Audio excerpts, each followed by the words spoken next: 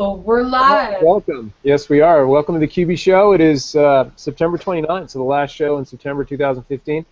Thank you for taking the time out of your night to watch or listen or throughout the week. We really appreciate it. It'll be myself, Woody Adams, Stacy Kildall, and Don. And we have two awesome guests on. We're going to get to it right away.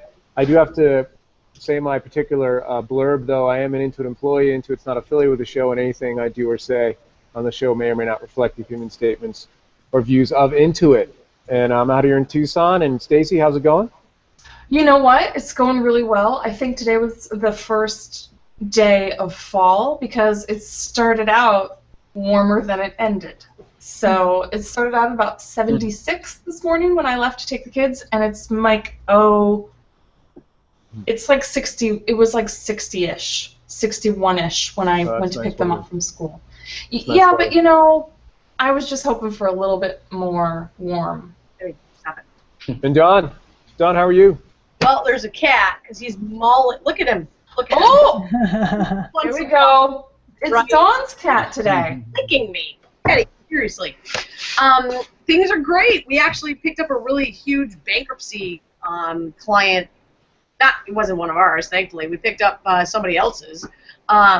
We've been working hard, and it's been super fun, and bankruptcy accounting is wicked fun.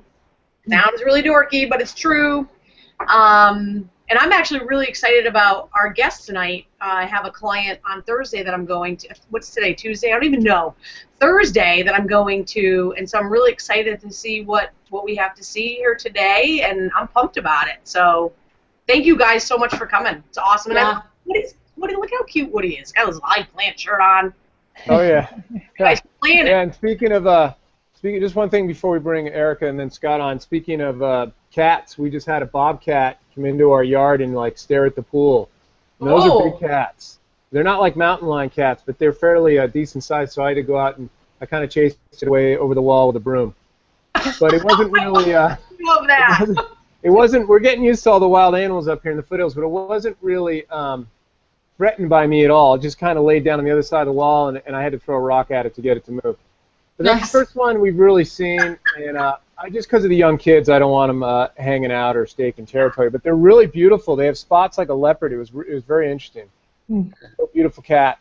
All right, so first up, and we want to thank both Erica Bjornsson is on, excuse me, as well, and she's going to be talking about eInvoicing. So Erica Bjornsson on, both from Intuit, and then of course we have Scott Stonehawker, and he's going to be talking about the QuickBooks Online for Mac app.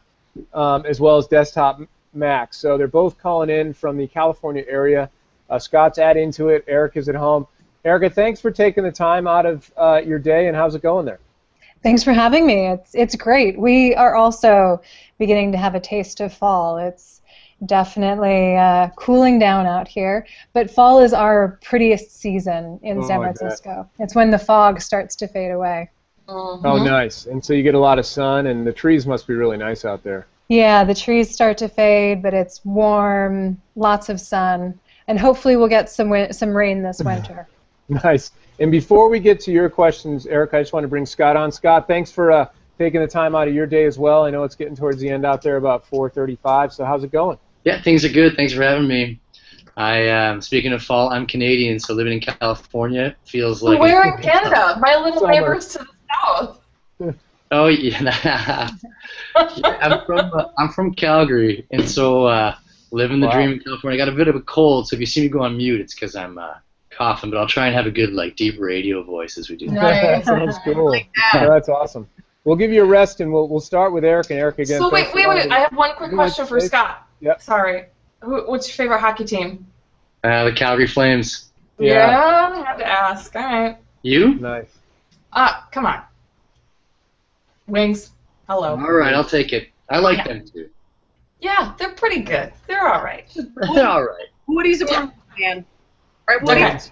Bruins, but I do like. I've always liked the Canadians because I always like their colors. That is my husband's second favorite team. Is Montreal. I don't know why. Yeah.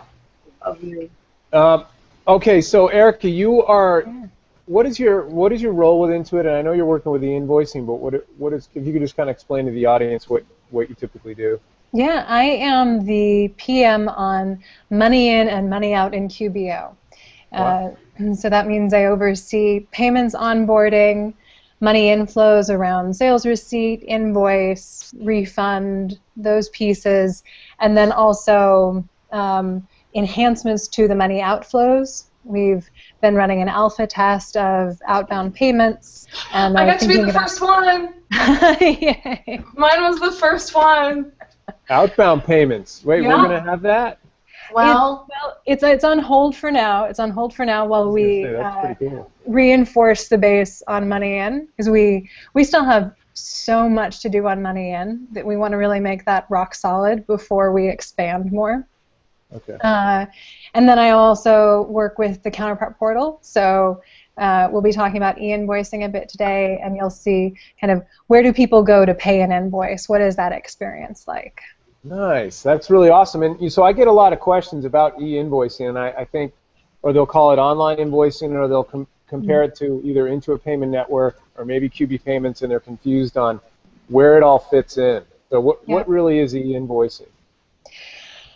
Well, so e-invoicing is really kind of the evolution of IPN, of Intuit Payment Network, where we see that whereas IPN is a more standalone request for payment, e-invoicing is more tightly integrated into the product and is an evolution of what we have in desktop. I think mostly about the QBO side because that's where I work most directly. And it's, how can you go from having an estimate, translating that into an invoice, or creating an invoice from scratch, and then sharing that with your customer, interacting with them if they have questions about it, and letting them pay that bill wherever is convenient for them, whether that's on their cell phone in line at the grocery store or on their sofa at the end of the day. Nice. Very cool. And e-invoicing is both in desktop and QBO, and I'm assuming it's supported by Mac too now, right? It is. It is. Oh, invoicing is not yet in the QB. It's not in desktop for Mac yet. Okay. That's our one holdout. Good to know. Everywhere else. I love e-invoicing. I just want to let you know I love it. It makes me so happy. We love hearing that. It is our highest. It is our highest delighter. It is the single thing that people seem to love most, or that is correlated most with happiness in QBO. And when you bring back the outbound payments, like I was so excited that I got to be the first one to test that. Yeah. So I'm really excited when that finally, if and when it finally does come back, because it will be a huge game changer, like just awesome. QBO will be almost perfect. Well, that is our goal every day, nice. Every way, trying harder and harder. Nice. And so what are the most benefits that people are expressing? I mean, Stacy was just talking about her love for it. Do you have specific benefits for e-invoicing? Well, one of the kind of loves that people mention is that we frequently hear that people are getting paid in minutes rather than months. Nice. It means that your customers don't have to think about looking for a stamp or remembering the next time they run into you to go ahead and pay that bill. So that's certainly important. We hear that people appreciate that they don't have to go to the bank anymore. You don't have to save up those checks and then walk in and have that extra time in your money in cycle.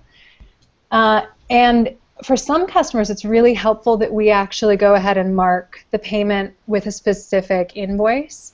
So if you have 10 outstanding invoices with a customer, or you're just getting checks in for all the same amount, knowing who that's tied to is sometimes hard. If you have $115 checks coming in and it doesn't have the exact name on the check that you have in your company log, sometimes matching that up can be a surprisingly challenging task.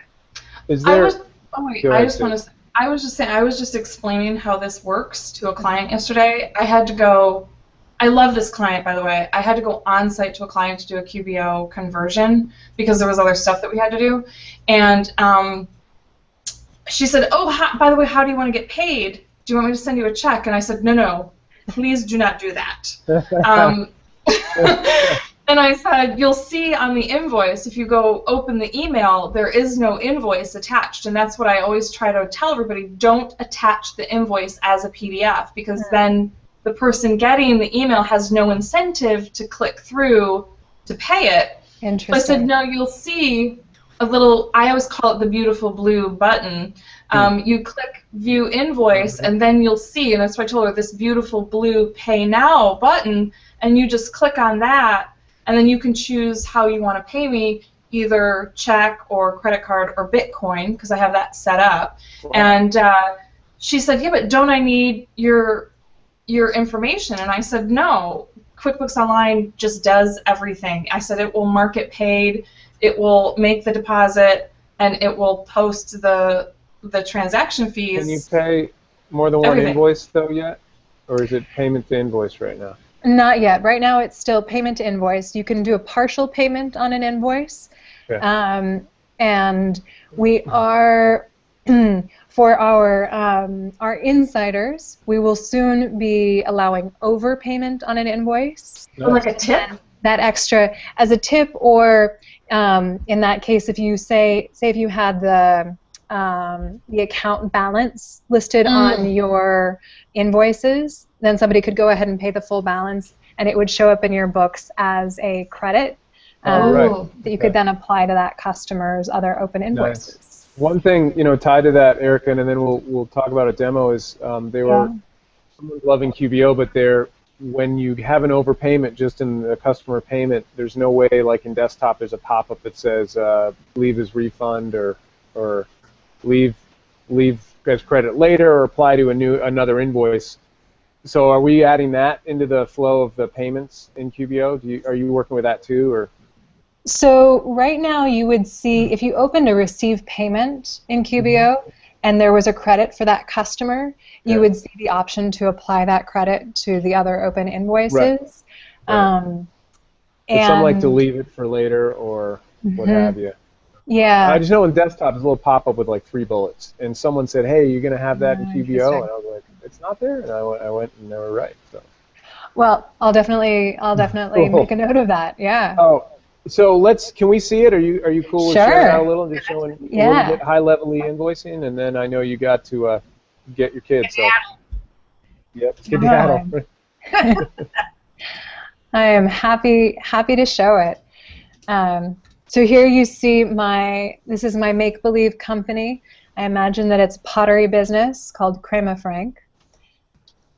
And if I start out by making an invoice, I sold this to my friend Valentine. I love invoicing my friends. Right? I want them to pay, and because I always pay for friends, I feel like they should pay me. Yep, absolutely. Oh, interesting. So this usually what happens here is it'll auto-populate with the email address associated. I'm not sure why it didn't that time. I just turned on a new lab, so it might have gotten thrown off. But here it auto-populates with the email address associated with that friend or customer, and I have online payment selected here so that she can pay me by credit card or by bank transfer. I'll sell her a bowl for $50, and I'll say save and send. And one piece here, just to call out, that a lot of people might not notice, that we also have this make recurring option at the bottom of the invoice. That's one of our really popular features for power users, being able to turn a sales receipt or an invoice into a recurring transaction. I love recurring sales receipts. Right? Saves you time and thought. Yeah. My whole business is like, that's what we do. We set up the engagement letter, we get the credit card authorization, and then we put in the recurring sales receipt and hit the credit card every month, which leads me to a question my friend Bryce is asking is, we can do that right now with credit cards. Is there anything that you can talk about on the roadmap about being able to do that with a bank account, like a ACH? Yeah. And because I know that's a huge ask. I know a lot of, right now the only way that I know how to do that is with like Bill.com. You can set up recurring ACH payments through Bill.com, but you can't do that with sales receipts and QBO or the Intuit payments, or the e-invoicing, or right now. That is one of our biggest asks, especially from our accountant friends, and it's something that we heard you and have bumped a couple of other items from the roadmap to push it up. And so I expect that we will have it out in the not too distant future. We're just working out a couple of pieces around how to get the authorization of that right. And so hopefully you will see that in the nearish future. We have heard you. So Erica, just a quick question since you're in the demo. What about messaging, that messaging area all about? So here, you mean here on the send email message? If you just hit cancel and then go back to the voice there, in the lower left, right there.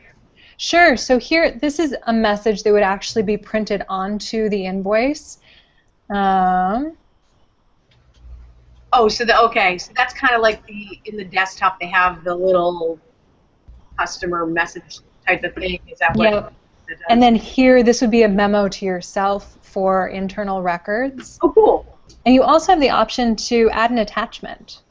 I love the attachments. And then you can also message, what I like too is that you can have conversations back and forth.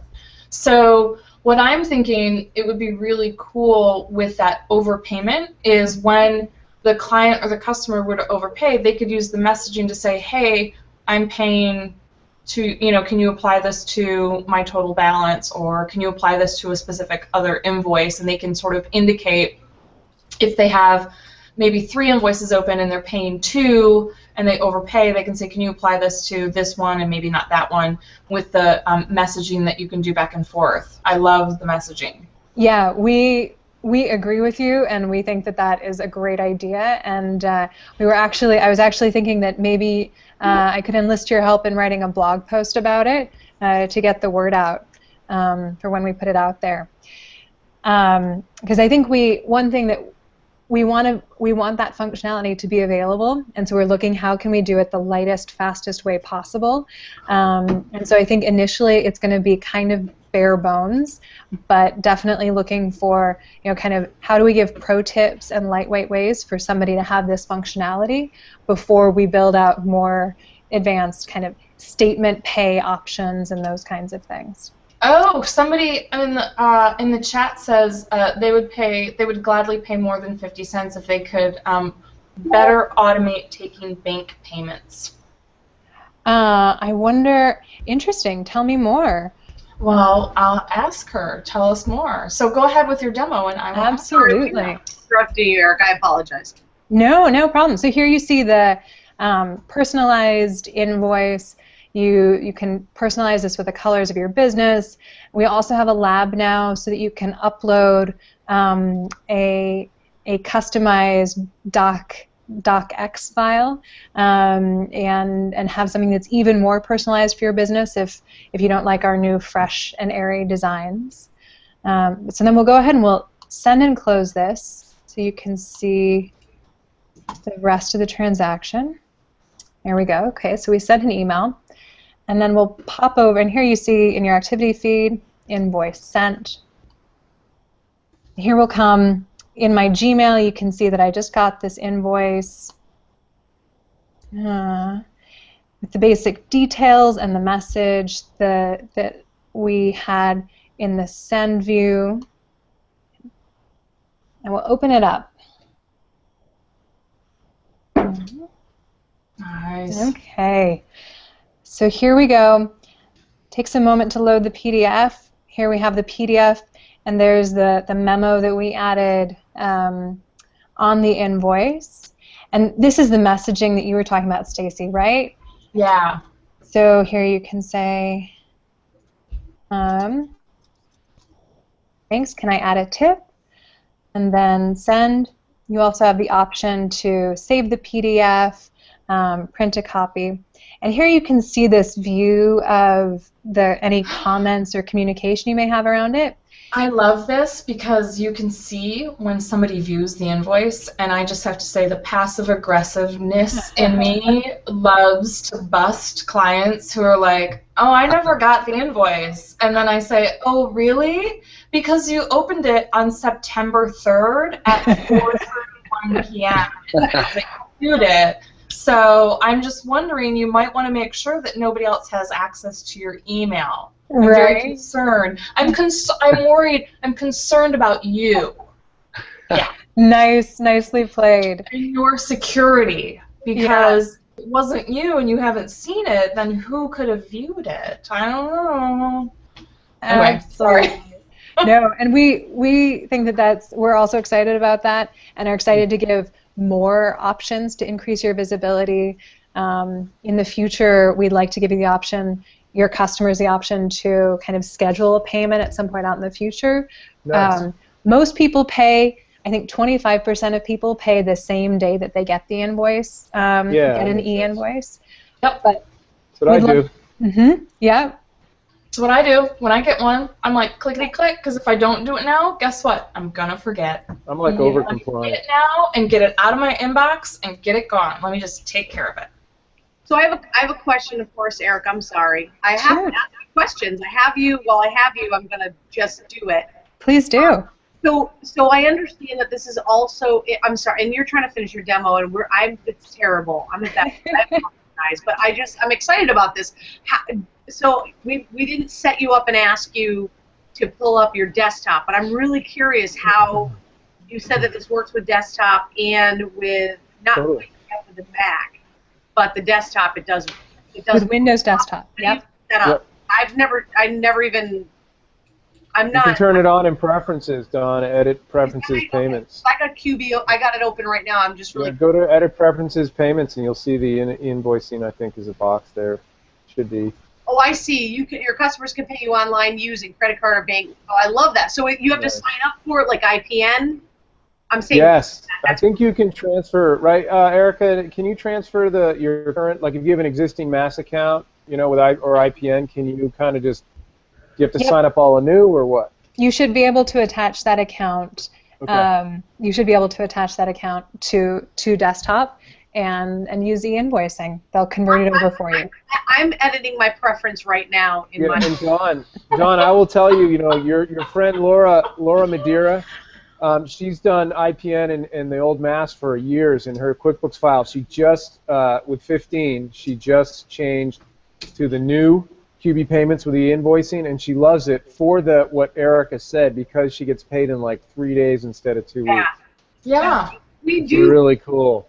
I love that because it just gives them another option. I mean, we take payment authorization forms and we take money up front, and it's very rare that we get behind on invoices, but being able to have new clients that come in and, sending them an invoice like this is like phenomenal. Thank you for having it through the desktop. I'm just going to say that.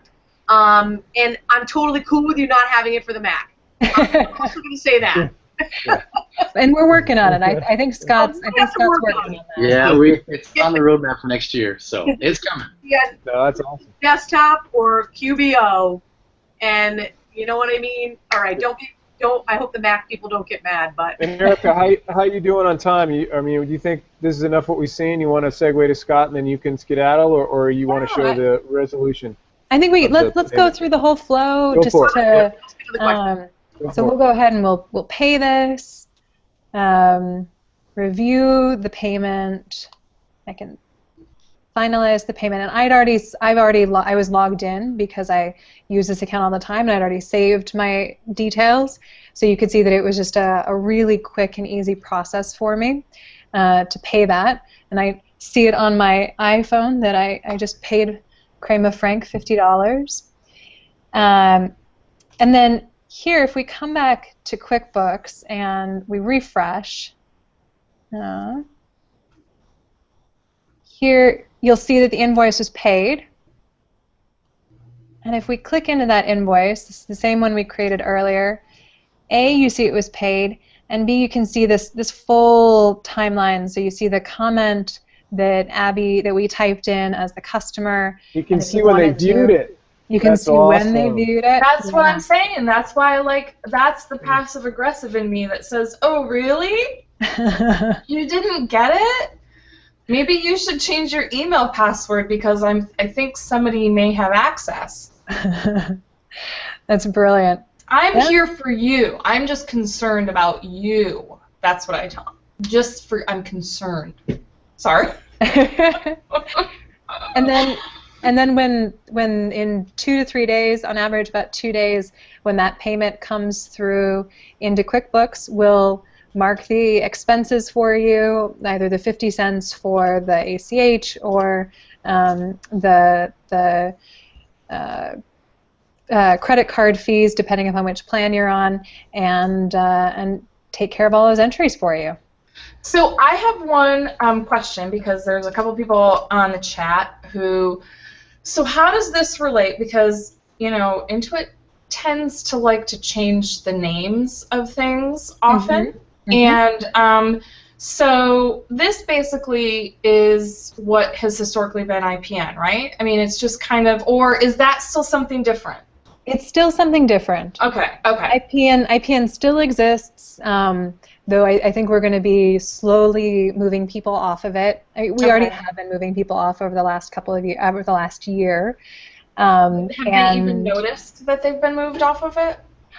For the most part, it was simply with the move to the new version of desktop, and people. Okay. I think there are a couple features that people do miss from IPN.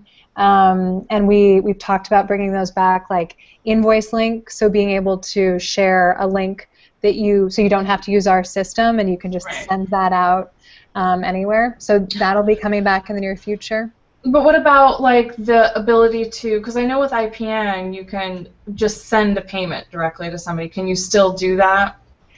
That's something or is that going away? That doesn't exist now in eInvoicing. Okay, fair enough. Right now, it's very much tied to the accounting, and that's the key thing, is that eInvoicing is more tightly integrated with accounting, whereas IPN was more of a standalone payments piece. Right. Okay.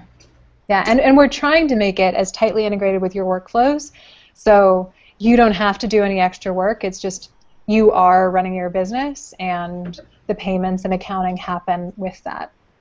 Nice. Okay. Cool. So, because even I sometimes get a little confused about that. Yeah, I understand. Yeah. Well, Erica, thanks so much for your time today and this evening. This was a lot of fun to see invoicing in action. Actually, Stacy, I'm going to download the MP4 and cut out this section so we have a cool e-invoicing demo. Okay. Well, we have one. Didn't we do one like this too? Yeah, I did recognize a lot of those windows. Unfortunately, I don't have a live account, so I never use it. But yeah, I did recognize it from a while ago. But, it was really cool. Any final thoughts for e-invoicing? I think. Sorry, Don? Turn on my preference. Awesome. That's awesome. Don's on it. I'm all over it. I love it. Where have I been? Where have I been? Where have taxes? Even for taxes. I know. I need her. I need Erica.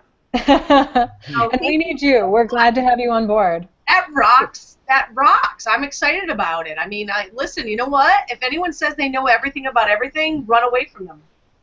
So I'm a perfect example of that. I don't know anything. That's great. Well, we know a couple of things. Yeah, and we're really excited about how can we help businesses collect money without needing to have awkward money conversations.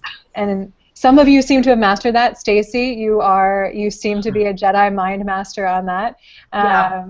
But as much as we can help smooth that, because that's probably not why you got into business, the better. Yeah. Cool. Yeah, thank you so much, Erica, for coming on. I really appreciate it. Will we see you at QuickBooks Connect? I'll be there along with my team. Yay. Yeah, I can't wait. That's awesome. Almost have a good. Yeah, thanks again, Erica. Have a good night, and thanks again. That was awesome. Love you. Thank you. Bye. So Scott, thanks for hanging on there, and appreciate it again. Sorry you feel under the weather. Hope you're doing all right. No problem. And we've done a couple demos of the Windows app, So, and I'm using that now and again, and it's been very popular, like 1,000 downloads that first day, and I don't even know what it's up to now, but the Mac app was out for like a year and a half, right, before the Windows app. Yep. Yes, we've been out for a little over a year, and it's nice to have kind of like my, sorry, I keep calling it the wrong name, have the Windows app join in the party. So it's kind of a full platform of different ways to access QBO on all your devices. So it's pretty exciting.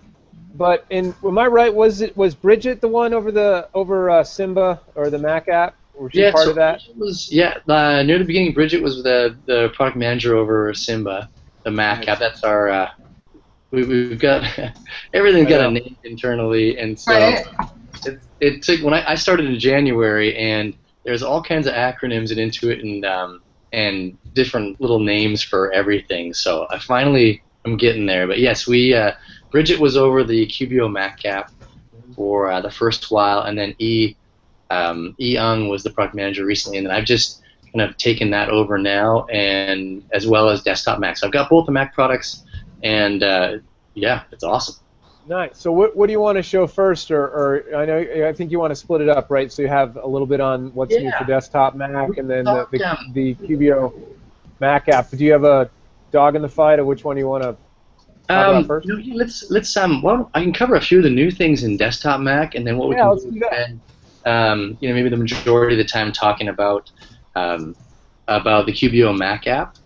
We can kind of then I can do a little demo with that. So desktop, as Erica mentioned, we are Desktop Mac. We don't have eInvoicing in yet, so we do use IPN. And don't be mad at me. I just want to say that. We will. So it's on the roadmap for this next year to start integrating with eInvoicing, and it was good to see a little demo. So that's on the roadmap. But as far as some of the other things, it was a bit of a light release this year.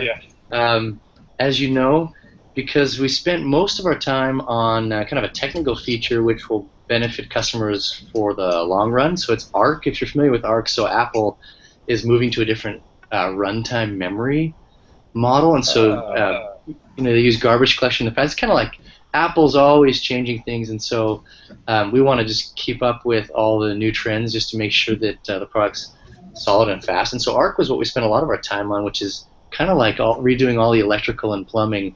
Oh wow, that must have taken a lot of time. Yeah, especially with a product like Desktop Mac.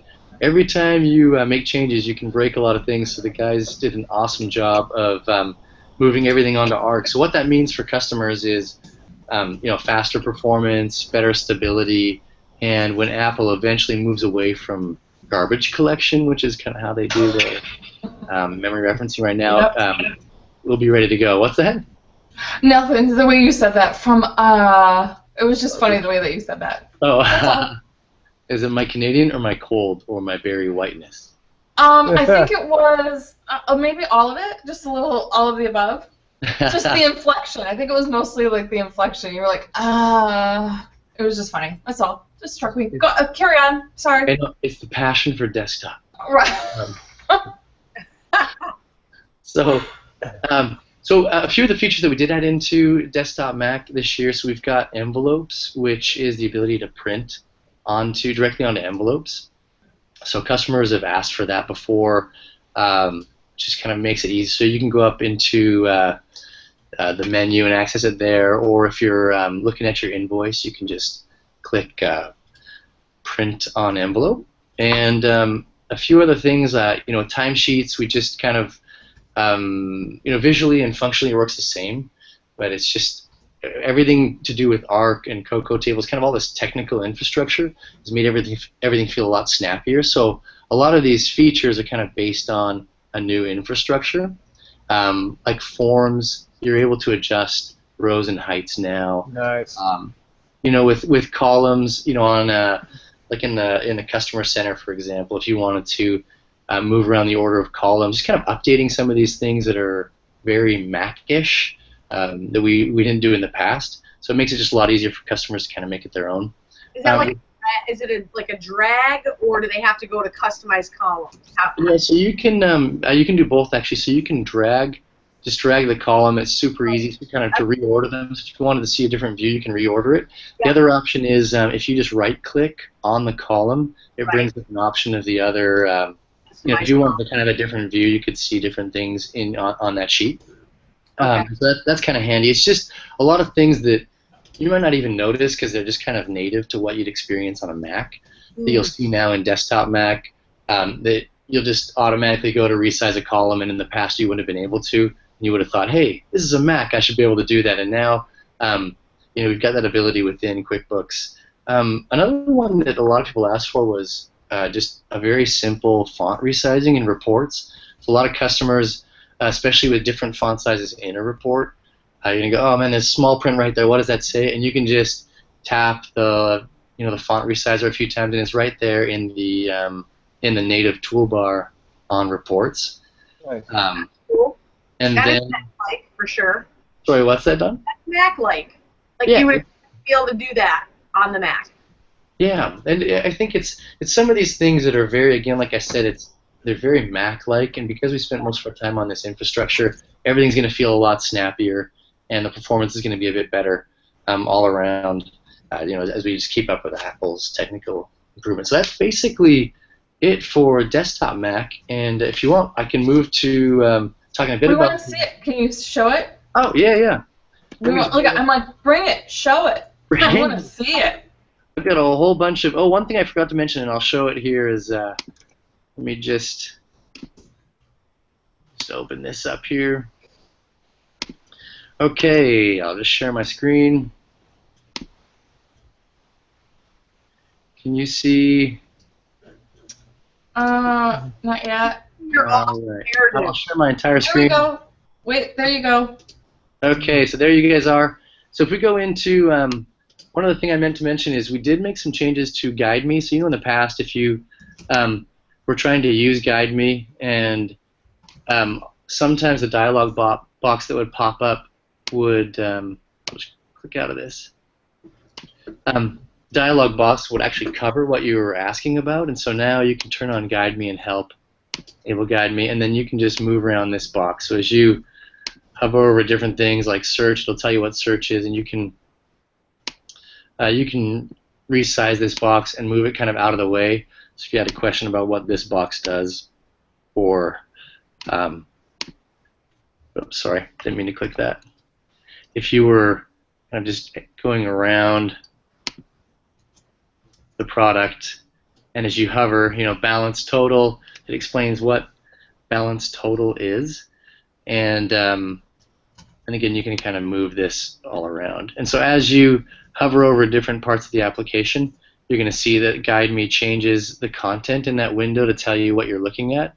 So it's just kind of it makes using Guide Me a little bit easier. But this is it. I'll just kind of move this as an example of just moving around columns. Like I said, if you right-click, you can decide what shows up. That's cool. In the vendor center.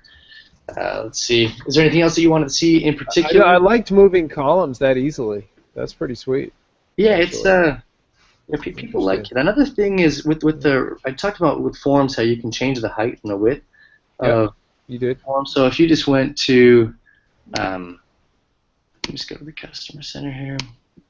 If we just opened up this invoice here, so if you were to add something where you'll see that this is really handy is you can resize these. Oh yeah, that's pretty Yeah, easy there. nice. I like it. If you didn't, if you've got, you can just kind of it makes it a little easier to use, but more importantly, if you have a long description, if I wanted to just add in, I'll just add in kind of garbage text here.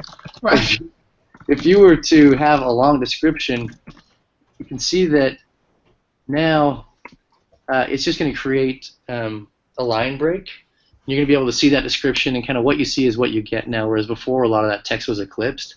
And so you would have a long description, and you would just see removal labor. Right. No wrapping of text, if you will. It's like a word wrap. It's nice. Yeah, exactly. So Here, Woody and I. sorry? Dawn is just saying that her and Woody are like on the same page. Okay. I like it. I always liked the desktop Mac application actually. I liked it better than QB Pro for sure. I don't know. It's just very bright and colorful, and it seems pretty intuitive, if you will. Yeah. So I'm glad we're still investing a little bit in it. Do you know how many customers ballpark we have of QB Mac? So be small, but currently it depends on. It is about a tenth of what we have on the Windows side of things. So it is a smaller group, but it does seem to increase as people buy more and more Macs. We do have a lot of switchers who come over and end up buying Macs and switching over to QuickBooks on Mac. So we do have a couple 100,000 users. Yeah. And that's what I figured. Yeah, and that's over a couple of years worth of products. But, nice. Well, that's cool. Actually, the Mac. You guys have isn't there like a weird history with QB Mac? Like, didn't you have it and then not have it for a while, and then you brought it back like in 2006? Yeah. So there is a weird history with Mac, and it did. We did go away from Mac for a little bit there, but then it was at that time when Apple started taking off, and a ton of customers just said, "Hey, where is this product? We want this product." And for those reasons, the customer demand, we brought it back. Nice. And we've got the same dev team. They're an awesome team that know the product super well, and they're just all Mac fanatics, and makes for a good, snappy Mac product. I will say when the year that you brought it back, that was the year I got my first Mac, and I bought a used, like a refurbished one of the white MacBooks. And just so that I could support Mac clients, and in I think maybe 3 years ago, like I finally converted my whole practice to Mac. I think in 2012 or 2013. So that was, you guys are the ones that gave, like, basically by giving me the free Mac version with my Pro Advisor, that was like the free crack rack on the street. That was the free sample that got me hooked.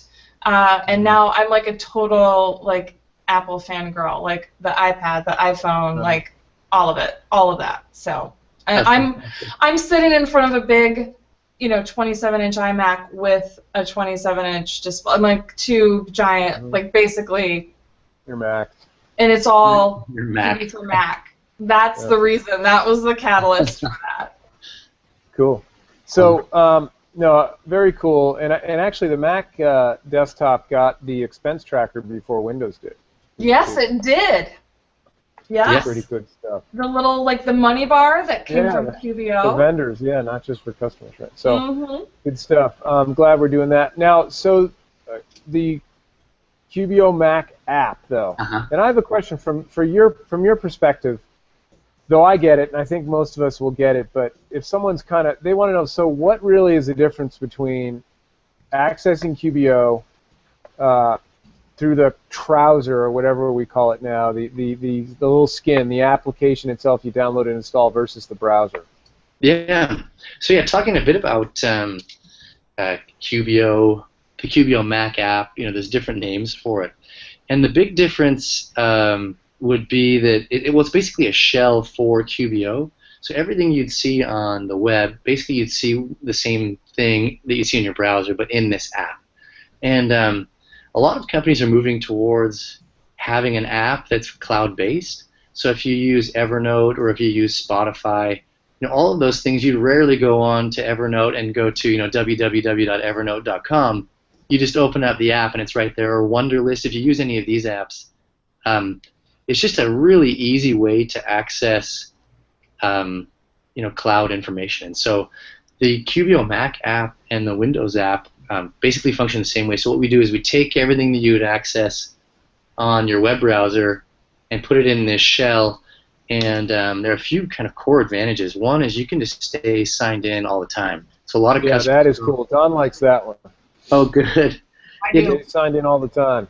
Just as long as you're working. Sorry, say that again?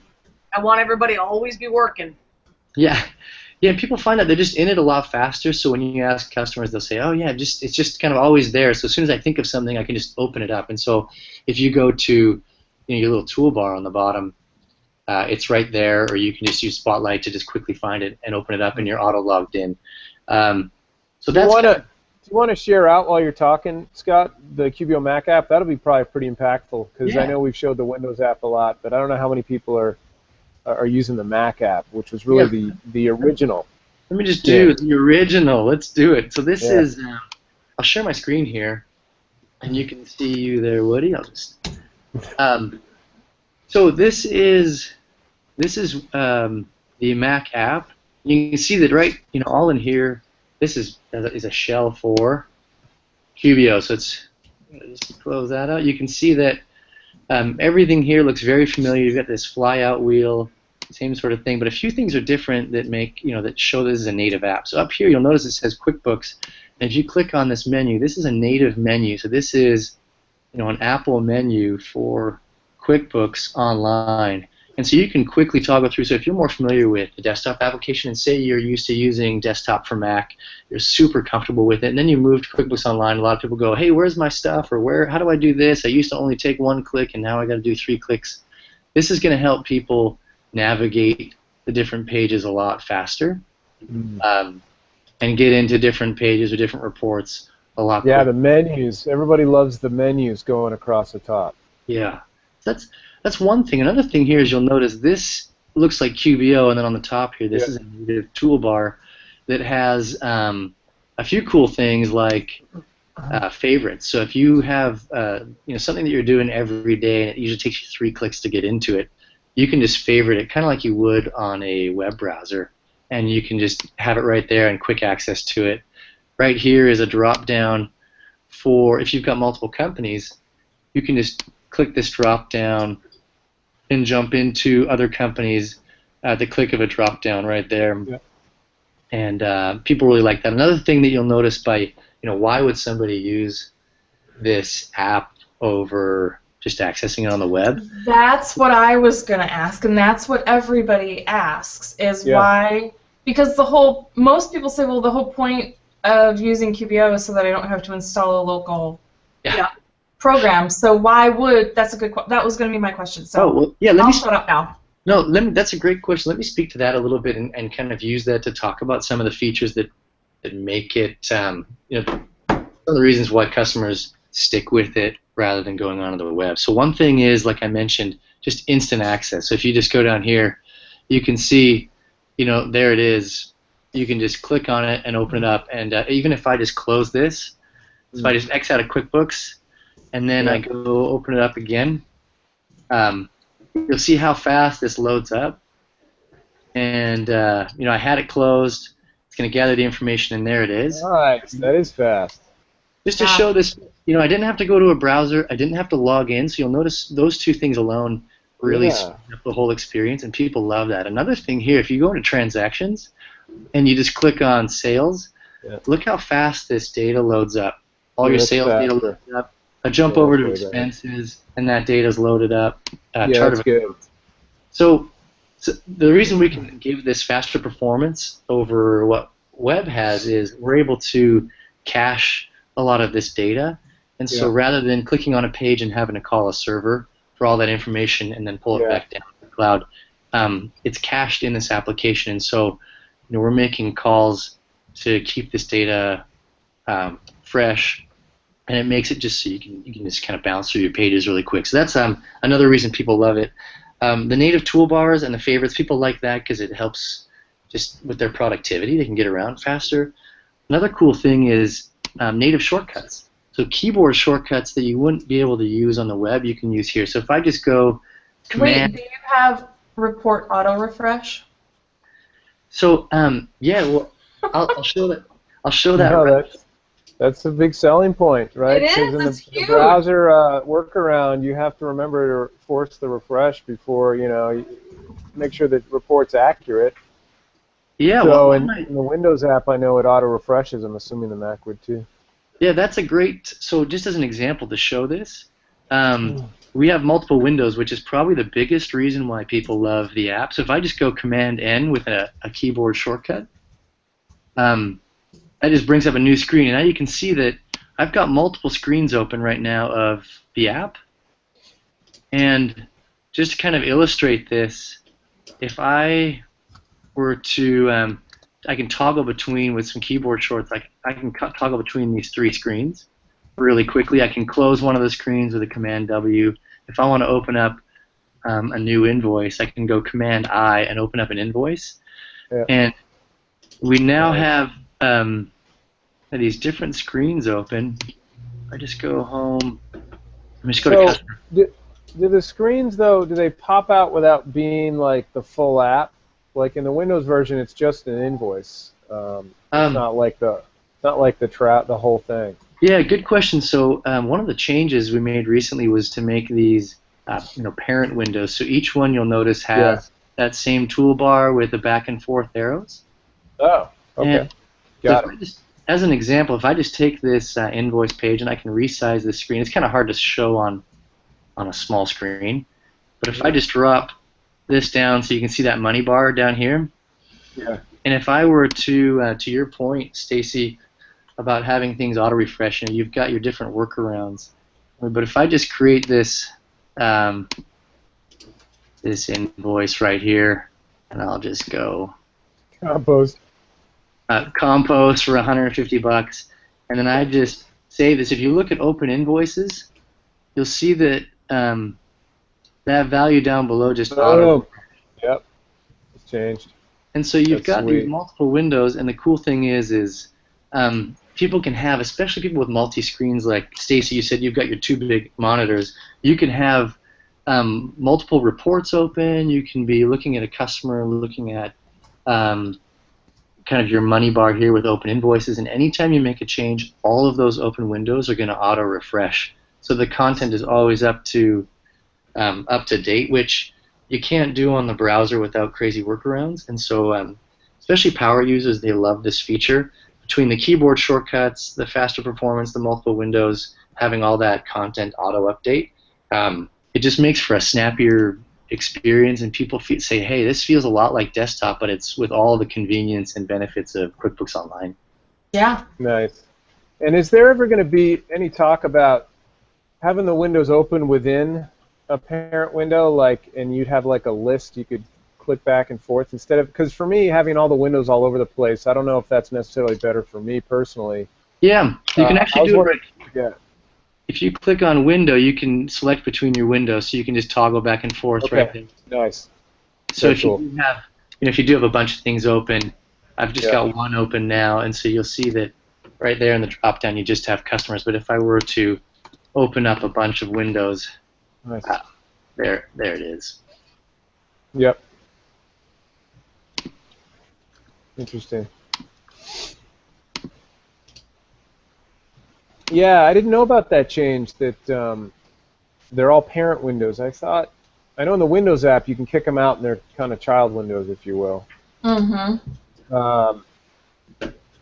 They have a little icon to the right of the transaction or the report. This is like a kick out, if you will. Yeah, there are, similar to this, you'll notice that one. Icon. That one. Yeah. So there are multiple ways to use multiple windows. So you can just do this, hover, and you can see that detach icon. You can also right-click, and you can see open link and new. Oh, link. nice. Okay. Also, you can do if you just. Oh, sorry, that's a bad example. If you were to click here and grab this invoice and just drag and drop it, you can see that it creates a little window. Oh, cool. Pops open a new window, and all of those things for users who are listening. You can click on multiple windows here in the help section. There's a PDF that kind of describes all the different ways to open windows, use windows. The different keyboard shortcuts are all here. And so a lot of people haven't totally used all of the features that make this super snappy and fast. But there are tons of benefits of performance and productivity by using the app to access QuickBooks Online. No, that's awesome, Scott. And thanks for all that. It's cool. I know we've seen the Windows app, and then I think Dawn demoed some of the Mac app because she's really liking that. For someone who doesn't, she does, her fave is the desktop, and so to have her really enjoy QBO. Well, no, there's nothing wrong with it. I don't have a dog in the fight, like I said. That I love it really makes the Mac, yeah. Yeah, the app is sweet. I'm gonna say easier to embrace it just from a user perspective, right? For me, not the client. The client loves QBO. They want to do they love it, and that's great. But to transition, from one to the other, it has been a struggle. But the apps have made a big difference for us. Oh, good. Yeah. Yeah, we awesome. find that. Yeah, especially for people who go, hey, I want to try. They've been long-time desktop customers. They just feel way more at home to have that app that they can open up and have the native menu and the native toolbar. Yeah. No, that's cool. And so I don't know if can you guys still hear Scott? I think you might have frozen up, which is typical of Google Hangout. Hair still looks great. I'm just gonna say. I know, his hair looks amazing. Still looks very good. Cool. And so that's been awesome. So Erica Bjornsson, we had on eInvoicing, love that demo, and also the demo and learning about a reminder of what's new for desktop for Mac, and then of course seeing the QBO Mac app and how those multiple windows open, as well as many other things. That was cool too. I like the QB or the Mac. We still have a handful of people still on the Mac, and I like being able to move the columns and that kind of stuff. So that's kind of neat. It's good to know information. I mean, I hate when I go into a client and I don't have a stinking clue what's new. Right on. Right? No, that's cool. So, and again, it was Scott Stonehawker, which is a really neat. I believe that's correct, right? Yeah. I think cool last name from Calgary. I'm out. Yeah. Nice. Yeah. No, that's good. It was a great. Well, no, he froze. He was all frozen. Yeah, I probably kicked him out. Google Hangout will do that. Yep. Happens to the best of us. But no, I wanted to just say thank you to both Erica and Scott for coming on from their busy day at the end of their days to spend some time with us on the QB show. Yeah. Yeah, that was really cool. awesome. I have an actual question, and Woody, if you want to stick around, you're more than welcome to. But I know you're yawning hugely, and so Dawn and I can maybe. Sorry about that. Dawn and I can maybe field this question if you. I yelled at Nicole yesterday. She was yawning all day. I'm like, knock it off. Well, I'd be getting up at like 5:15, 5:20 every morning to do the Texas hour thing out here. To try to match the Texas hours. Yeah. Bobcat. I don't know how much longer that's really going to last for me.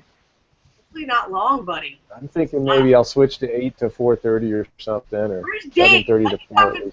I can have, he and I can have a golfing outing, and we can have a conversation. Oh, he was laughing at. He's like, you'll find your balance. Don't worry about it. But yeah, I like seeing the sun not come up yet. It's like that where it's dark blue, like whitish, if you will, and then over the mountains, it's really pretty. So I enjoy being up and drinking coffee.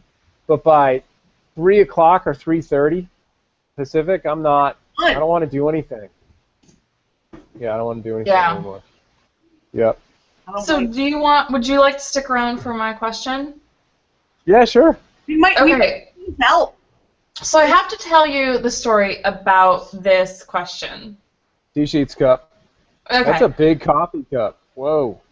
Because it's really. It is, let me give you. I don't have a banana, but I can use enormous. Like a chapstick. That is big.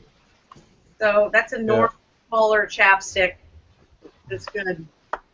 I was gonna use my Woody cup. I'm gonna do that next week. I love that. That was nice. Thanks for that. Was that my birthday or something? That was your 10-year anniversary. Oh, buddy. Right. It 10-year anniversary. Dishwasher Woody. Everything with the marker. Anyway, go ahead.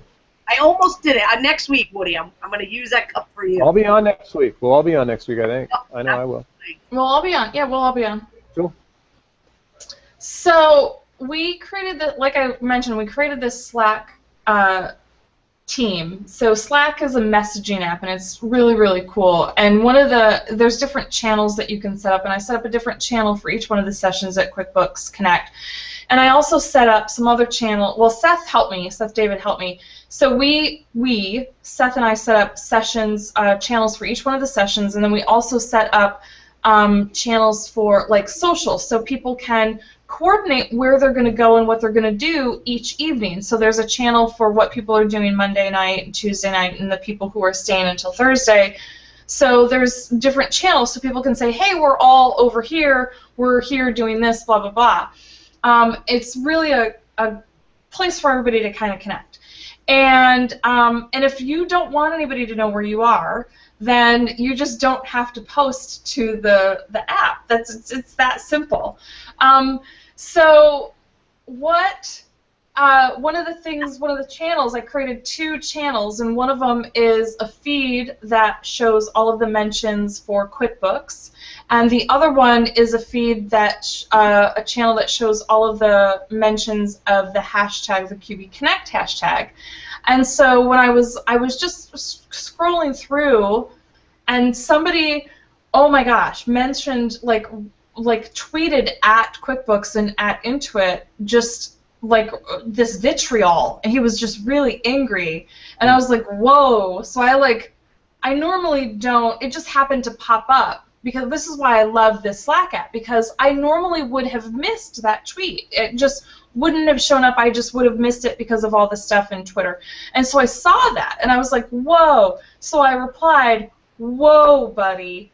Yes. Like, whoa, simmer, basically kind of like simmer down now. And so I said, hey, I'm a pro advisor, do you need some help? So he like replied a few times with what was going on, and I said, hey, maybe DM me, like, so that we can talk, you know, follow me so we can direct message. And then he direct messaged me, and he said, hey, I see that you have a 248. I used to live in Farmington Hills, which is about half-hour south of me. And so, because we don't talk in like miles, we talk in like minutes and how long it takes to get us someplace. So he called and he explained the problem. And I had emailed you guys a screenshot of the Twitter feed today. And so what he does is he takes a sales report and exports it to Excel. And then that's how he's doing that. And so he uses that to forecast what his inventory needs are going to be.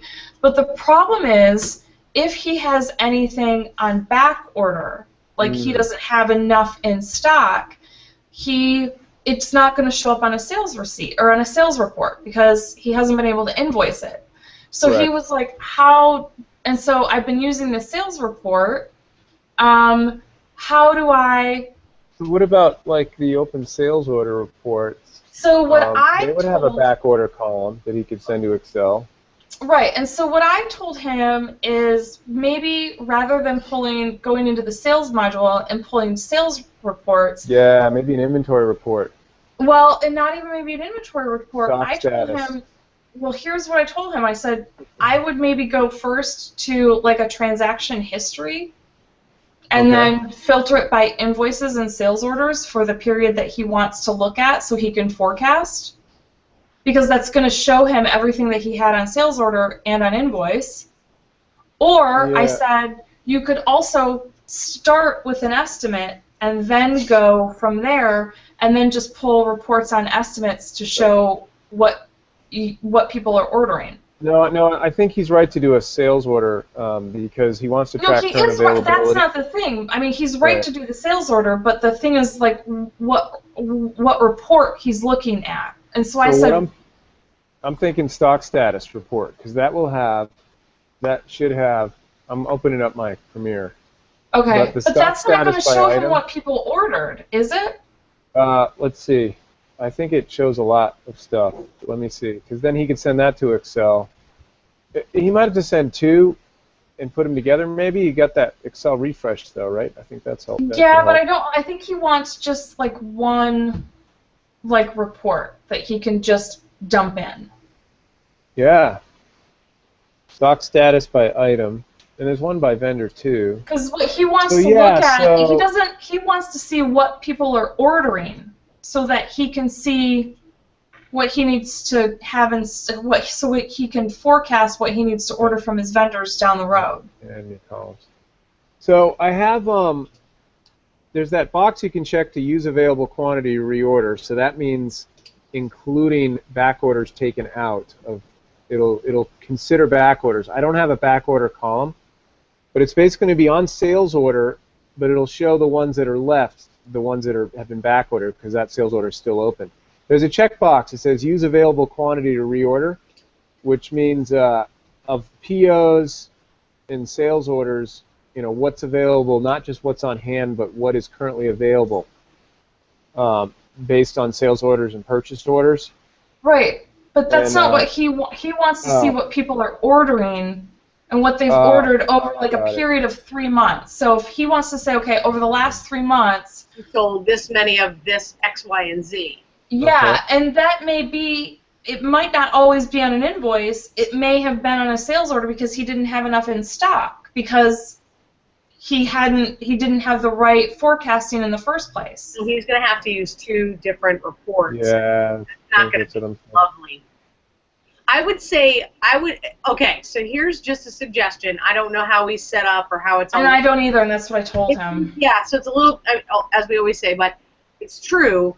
I would say that if he had used the Excel auto refresh, so if he had exported the inventory summary report that showed, or the inventory stock on hand, stock status, so he knows this is how many is on hand, this is how many are on a sales order, and like kind of has that report pulled and exports that into an Excel.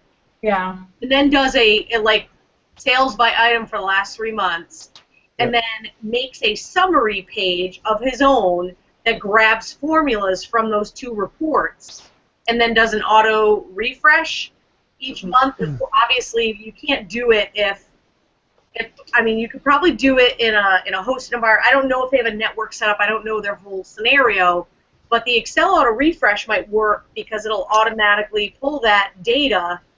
I don't think QuickBooks Statement Writer will do it. But I think he's already using the Excel refresh. I just think he's not getting the right data. And like I said, like it's one of those things where we can probably speculate all day, but without seeing A, his setup in QuickBooks, and B, the spreadsheet that he's using to do his forecasting is kind of hard. But I just thought I would. No, but it depends though. If he's looking at maybe key items too, he's not probably looking at all of them. Maybe he's got item that he sold 1,000 of, and not that he sold 10 of. Who cares about the ones that he sold 10 of in the past 3 months or whatever? But he could set that report and then have that. I'm calling it the summary page that ties back to these other reports. And he's able to make the calculations the way he wants. I think Excel auto refresh is probably the best answer unless he uses, But he's already using Excel refresh. No, I understand, but maybe he doesn't have a summary report, that he has not made a calculating report that's pulling data from the other sheet. Like he explained it. It's like this whole big thing. Like it's this whole big spreadsheet that pulls, and it's pulling from the sales report. I think the thing is, he's not pulling the right information from QuickBooks. Yeah. He's pulling some jacked up report that's not giving him what he needs, but maybe he doesn't realize he needs a combination of reports, and I don't know. Yeah, and like I just thought we would just maybe chat. I really like the Excel auto refresh when it works. Sometimes it doesn't. The other thing too is the open sales orders by item report does include an invoiced column. And so he could see what's been invoiced and what hasn't, but there's no way to include actual sales receipts, invoices, and sales orders on the same report. That would be really sweet. What, you couldn't do like a transaction like a transaction by date, like a transaction detail by date that wouldn't show you? Include sales orders and then like posting status either. Yep. Maybe. That's what I was thinking. You have to try it. I just don't know if you can. I don't either, and I was just like, hey, You start with the transaction detail, and then you can filter by transaction type. Let me see if I can. What's that? Transaction type, multiple, and then maybe paying invoice, sales receipt, probably a credit memo, and you can't add a sales order. Let's just see, just to try. No, you can. Let me see. And so it's mostly invoices, sales receipts. I probably have to change the. See, it's not showing up the sales order, so I probably have to change the posting status filter to either. It's just saying posting. We want non-posting transactions. And let me see if I can find sales orders. Yeah. See, I don't think you can. I don't think you can have sales orders on there. Oh, yeah, you can. Yeah, they're there. But it doesn't look well. Like, I can't. It's like they're all in different order and stuff, and I don't know if that's going to be really helpful visually. It wouldn't mean anything. I think he just the needs to refresh is see good. the numbers that are on it, refresh. and he's exporting it to Excel anyway because he's not looking at it in QuickBooks. He's exporting it already because he has this whole spreadsheet that he uses, and I think that the problem is the report that he's starting from and that he's exporting to Excel it's only giving him sales. Yeah, he's not pulling. Yeah, he's not. And that's what I said. I'm like, if you're using sales orders, that's why I think start with this transaction history by date, like a transaction detail by date, right? And then filter it by invoices and sales orders, and that'll at least give you the numbers of what are on those transactions and not just what's on the invoices that you're selling. And so that's a good start. I mean, without seeing what your shit is that's set up, start with that and see if you get... The stock status by item, too, has a sales per week column. So he would see by item. So he would see, like, the lobster, I got 700 per week, and it tells me what's available on hand on sales orders, and then it just doesn't show back order quantity. So I'd have to use available quantity to reorder, checkbox. Would probably do it, help me there. And I can't add any columns to this report. So I mean, I think at the end of the day, what Don is saying is right. And what you're saying too. They're going to have to go to use the Excel refresh, and that stock status and the sales by item report. Yeah, and like that's what I'm trying to say is the Excel refresh is not the issue because he's already doing that. It's which reports do we need to? That's what I was trying to tell him. Like, and you really just wanted to have like one report to go to ideally, and so that was really what I was trying to get to. So I'm going to say. The stock status and a sales report. So we've got to go, and that's what, and that's what I was kind of trying. I was hoping we wouldn't have to do two, or we're gonna have to do two. Yeah. Shit happens. Or you can have a third party. I'm sure, like SOS probably has all those reports, but he's on desktop. Yeah, he's on desktop. I don't know. Oh well, we'll figure it out. I told him if it doesn't work, get a hold of me, and I'll take a look at your setup, and we'll figure it out. All right. Well, hey, it was a good show. Thanks, Erica, Bjornsson, and Scott as well. Stonehocker, really appreciate you coming on the show. We did QBO Mac, QB Desktop Mac, as well as eInvoicing, which was really exciting. Like the eInvoicing. Yeah. And what's up for next week? What do we got? Next week, hang on, and I will tell you. Another Intuit guest, I think. I should. Oh, you know what? I think next week we have inventory, QBO inventory. We have Chris Hamilton coming on. I'm really excited about this. Really? Because not much has been. I mean, a few things, but nothing like thorough or really profound yet. So, is he going to be allowed to talk about it? I think there is some stuff that is a big deal from when I've talked to. Just and I'm gonna just wait until next week. So I think there's enough that it's a big deal, and I'm wondering what he can talk about that's on the roadmap. I mean, I know, we know what's on the roadmap. Yeah. The big thing for me is the ability to support converting a file that has inventory and not have to do a bunch of post-conversion work. I will agree with that. And differentiating an item from a service, that's pretty cool too. But SKU number, I don't know. And everything I wanted to talk about next week. Well, is that what they're going to talk about? All right. I don't know. I don't know. I have no idea. What's coming? All right. That'd be cool. It'll be good stuff. Well, the other thing too that I'm really excited about is I want the equivalent of like desktop group items. Oh yeah. Like group items. Once I get that, and I feel like for me personally, if I get something that is the equivalent of group items in QBO, the last piece of the puzzle for me to make QBL perfect. Oh, we have it. Nice. Is like job costing, and that would be it. And then I don't ever need to open up desktop ever again. Totally okay. I'm just gonna say, like once I get my group items and then the job costing, the labor costing, I will only have to have desktop so that I can do conversions, and that's it. That's awesome. Yeah. All right. Just, okay. Well, hey, John, Stacy, it was good. I'll see you guys next week. Peace out. Thanks for listening. Thanks for watching. Basket and laser.